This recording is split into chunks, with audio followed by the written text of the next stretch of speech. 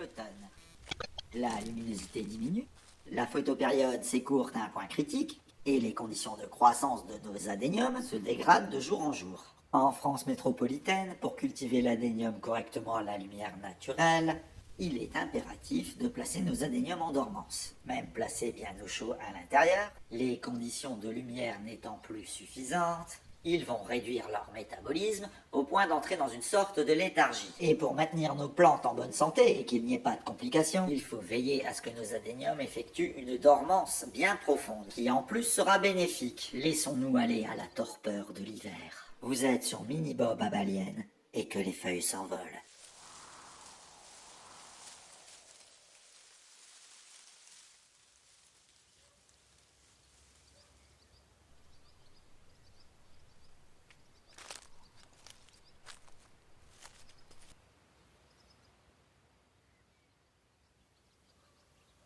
Comme durant la dormance, il s'agit de ne plus s'occuper du tout de son adénium et de ne plus l'arroser, celle-ci n'est réellement pas compliquée à réaliser. Mais comme certains adéniums, notamment les arabicums, ont tendance à ne pas se séparer de leurs feuilles si on les arrose un peu durant l'hiver, il est toujours tentant d'essayer.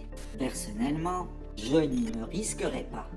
Tout simplement parce qu'avec le ralentissement du métabolisme de l'adénium et le soleil qui se fait trop rare, l'eau stagne forcément un peu trop dans le substrat. Et le risque est évidemment les attaques fongiques. Et même sans parler du risque des maladies, si il prend à votre adénium une envie de se réveiller un peu sous l'effet de la chaleur de la maison, il va forcément se mettre à chercher la lumière et donc s'étioler. Et vous allez vous retrouver avec un adénium tout chétif, voire même malingre. Si vous cultivez correctement vos adéniums, vous avez déjà fortement réduit la fréquence des arrosages, puisqu'en bon cultivateur, vous attendez bien que le substrat soit complètement sec avant d'arroser à nouveau. Et bien maintenant que nous sommes début novembre, il va falloir cesser totalement d'arroser. Ainsi, votre adénium va rentrer naturellement en dormance pour cause de sécheresse, comme dans son milieu naturel. Le seul cas où les cultivateurs évitent la dormance, c'est lorsque les adéniums sont trop jeunes et que leurs semis n'ont été faits que durant l'été. Dans ce cas, leur codex n'est pas assez fort pour supporter une dormance. C'est pour cela que je démarre mes semis au printemps. De cette façon, quand arrive l'automne, le codex de mes adéniums a suffisamment fait de réserve. On pourrait penser que le manque d'eau fait tout simplement sécher les feuilles par déshydratation, mais on peut constater que les feuilles se dessèchent déjà, alors que le codex est encore bien dur, gorgé d'eau et de sucre. Le dessèchement des feuilles est un mécanisme de survie voulu par la plante, et il intervient bien avant que la plante soit en trop grande souffrance. Les feuilles ne se dessèchent pas bêtement, mais c'est plutôt un mécanisme de protection et de recyclage, notamment de la chlorophylle. En fait, quand l'adénium entre en dormance, il réagit principalement à des changements de température et de luminosité, mais surtout au manque d'eau. En fait, quand l'adénium détecte une diminution prolongée de l'eau dans le sol, cela active des récepteurs au niveau des racines. Ces récepteurs envoient alors un signal chimique impliquant des protéines et des enzymes qui vont stimuler la synthèse de l'acide abscisique, autrement appelé ABA, qui est envoyé dans toute la plante et notamment vers les feuilles. L'ABA est en fait une hormone. Et une hormone n'est ni plus ni moins simplement qu'un messager chimique. L'acide abscisique, l'ABA, est une hormone végétale très répandue, voire même universelle. C'est elle qui induit la dormance des graines, la graine étant un embryon en dormance. C'est aussi elle qui, à l'automne, déclenche la perte des feuilles, des arbres à feuilles caduques. L'ABA n'agit évidemment pas seule dans ce processus. Il y a d'autres messagers chimiques, comme les éthylènes, les oxynes, etc., etc. Mais simplifions et considérons uniquement l'ABA. Une fois l'ABA, l'acide abscisique produit en quantité supérieure à la normale, il débarque dans les cellules des feuilles pour se lier à des récepteurs spécifiques. C'est le signal pour la feuille qu'il faut fermer les stomates pour limiter l'évaporation de l'eau. Les stomates sont ces sortes de petites ouvertures sur les feuilles qui permettent les échanges gazeux. Et surtout, l'évaporation de l'eau par les stomates permet de faire circuler la sève en créant une dépression dans les xylèmes. On pourrait faire une sorte d'analogie en disant que les xylèmes sont un peu les vaisseaux sanguins et les stomates le cœur de la plante. Mais si le stress hydrique est trop long et que la période de sécheresse se prolonge, comme lorsque l'on oblige l'adénium à entrer en dormance, l'acide abscisique continue d'être produit et donc de se lier au récepteur acide abscisique dans les cellules des feuilles. Cela va déclencher une cascade de réactions qui mène à la production de certaines enzymes, comme la chlorophyllase.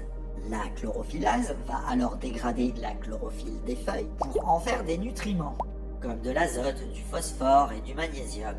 Puis l'adénium va récupérer ces nutriments pour venir les stocker dans son codex. Et c'est d'ailleurs pour cela que les feuilles jaunissent et sèchent d'abord par la pointe. De cette façon, la plante peut continuer l'assimilation des nutriments par la partie restée vivante.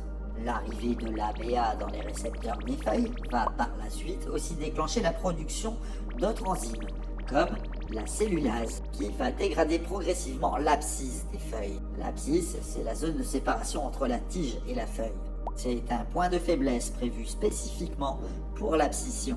Cette zone d'abscission permet aux végétaux de se séparer des feuilles inutiles. En parallèle, d'autres molécules comme l'éthylène peuvent aussi intervenir pour accélérer le processus de dégradation. Lors de la dormance, le travail fourni par la plante et donc aussi par le cultivateur pour produire des feuilles n'est pas réduit à néant, puisqu'en réalité, on a plutôt affaire à un recyclage et un stockage. Durant la dormance, même si votre adénium a perdu toutes ses feuilles, il continue tout de même de faire un peu de photosynthèse par le codex. Et même si celle-ci est infime, puisque l'adénium durant la dormance va réduire son métabolisme de 90 voire même 95%, il convient de continuer d'exposer vos adéniums à la lumière du jour. Parce que même s'il est vrai que certains cultivateurs, pour des raisons pratiques, préfèrent les conserver dans le noir, ceux qui ne les tuent pas d'ailleurs, les adéniums ont besoin de lumière pour que cette période soit bénéfique. En effet, la période de dormance reste une période de stress. L'adénium va profiter du peu de lumière qu'il reçoit pour synthétiser des substances qui participent à sa résistance et sa bonne santé, comme des polyphénols et d'autres antioxydants. Il est réellement recommandé pour leur bonne santé et leur bon développement de placer nos adéniums en dormance une fois par an, et ce durant un minimum de 2 mois. Cela va encourager nos adéniums à produire un codex plus large pour stocker davantage de nutriments en vue des futures dormances à venir. Mais certaines espèces ont carrément besoin de cette période pour pouvoir produire une floraison abondante. Les adéniums, pour le peu qu'on les laisse bien au sec durant la dormance, sont très résistants placés dans cet état. Cela nous permet de les conserver d'ailleurs à racines nues et de pouvoir les expédier en carton durant de longs voyages à travers le monde entier. La dormance que nous allons faire observer à nos adéniums va commencer en novembre et se terminer début mars, quand nous reprendrons l'arrosage. Parce qu'en mars, c'est le retour des conditions propices à la croissance et à la bonne santé de nos adéniums, tant en termes de lumière que de température. Mais l'adénium peut encaisser des périodes de dormance bien plus longues.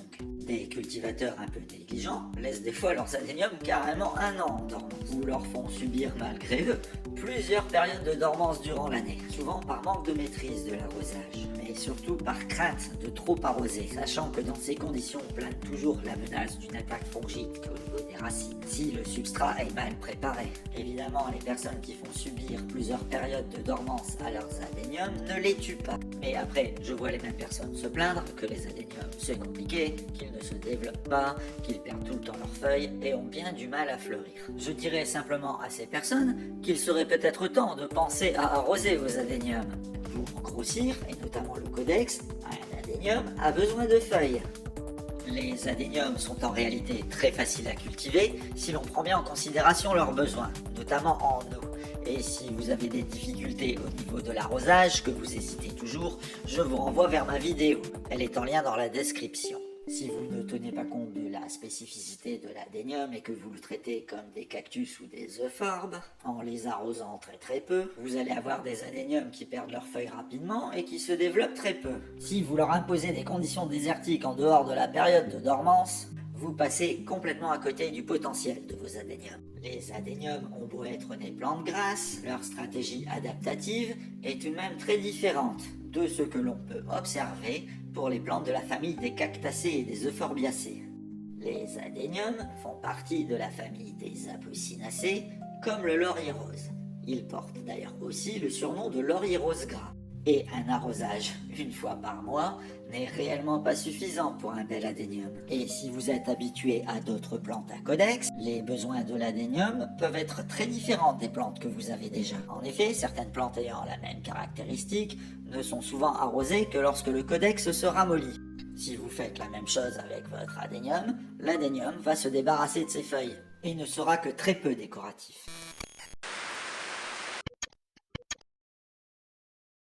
En dehors de la période de dormance, la rose du désert a une croissance optimale lorsqu'elle est exposée à des températures comprises dans une fourchette entre 20 et 30 degrés, voire même 35 et au-delà. Du coup, si comme chez moi, les nuits sont très fraîches et que vous voulez absolument booster la croissance de vos adéniums, il faudra peut-être rentrer vos adéniums la nuit. En effet, en maintenant vos adéniums dans une plage de température constante comprise entre 20 et 30 degrés, vous pourrez voir vos adéniums se développer de façon fulgurante. Ils pourront même doubler en une seule saison, de taille et de volume. Rentrer ces adéniums quand les nuits sont fraîches est réellement fastidieux. C'est pourquoi en France, lors de la belle saison, on a pour habitude de laisser nos adéniums dehors jour et nuit. En effet, les adéniums tolèrent parfaitement des températures en période végétative pouvant descendre jusqu'à 15 degrés, voire même un peu moins. La rusticité de l'adénium varie d'un individu à l'autre selon sa génétique, mais aussi selon la façon dont il a été acclimaté. Les adéniums arabicum ne commencent à perdre leurs feuilles et à entrer en dormance que lorsque les températures descendent en dessous de 12 degrés, voire même 10. Et peut-être même moins pour certains individus. Quand arrive l'automne, le problème est autant la température que l'humidité qui augmente. Et le risque, c'est évidemment les attaques fongiques, autant au niveau des racines que des branches d'ailleurs. Donc avant de placer vos adéniums en dormance, il est important de les rentrer bien avant novembre, en tout cas pour les régions les plus fraîches. Durant la dormance, les adéniums peuvent supporter des températures bien plus fraîches. Pour l'adénium obésum, on peut les conserver entre 10 et 5 degrés par exemple. Et l'adénium arabicum pourrait quant à lui supporter des températures proches voire même autour de zéro. Mais des températures plus élevées ne leur feront pas de mal et sont même recommandées. En effet, nos adéniums sont tout de même des plantes issues des milieux désertiques et supportent des températures bien plus chaudes que ça dans leur milieu naturel lorsqu'ils sont en dormance. Le tout étant de leur garantir un milieu bien sec, tant au niveau de l'atmosphère que du substrat. Et maintenant, si vous voulez à tout prix éviter la dormance durant l'hiver, parce que vous avez peur que vos petits adéniums vous manquent, ou que vous avez pour projet de tailler les branches ou les racines de vos plantes, et que vous n'avez pas la patience d'attendre le printemps pour cela, il est possible de le faire si les températures chez vous le permettent, à la seule condition d'augmenter artificiellement la lumière.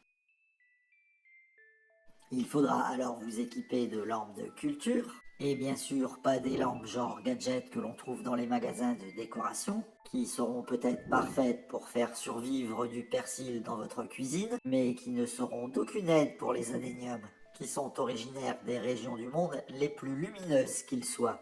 Il faudra alors partir sur des lampes de culture et des panneaux LED de très forte puissance, les plus puissantes possibles en fait. J'ai décidé de tenter l'expérience et j'ai placé mes petits adéniums sous un panneau LED de bonne facture. Et si l'expérience de la lumière artificielle me plaît, je vais les garder une bonne partie de l'hiver bien éveillés. Ainsi, je pourrai continuer de travailler sur la taille des racines. Ça fait une semaine que je les ai placés dans ces conditions, à raison d'une photopériode de 15 heures par jour. Pour une bonne photosynthèse, j'ai cru comprendre qu'on pouvait augmenter la photopériode jusqu'à 16 heures. Ce qui laisse à nos adéniums 8 heures d'obscurité pour effectuer la respiration. Et mes adéniums qui se développaient déjà plutôt bien, placés dans ces conditions, me donnent l'impression qu'ils grossissent à vue d'œil. Je vous remercie d'avoir regardé cette vidéo jusqu'au bout, et je vous dis à bientôt pour de nouvelles aventures pleines de chlorophylle.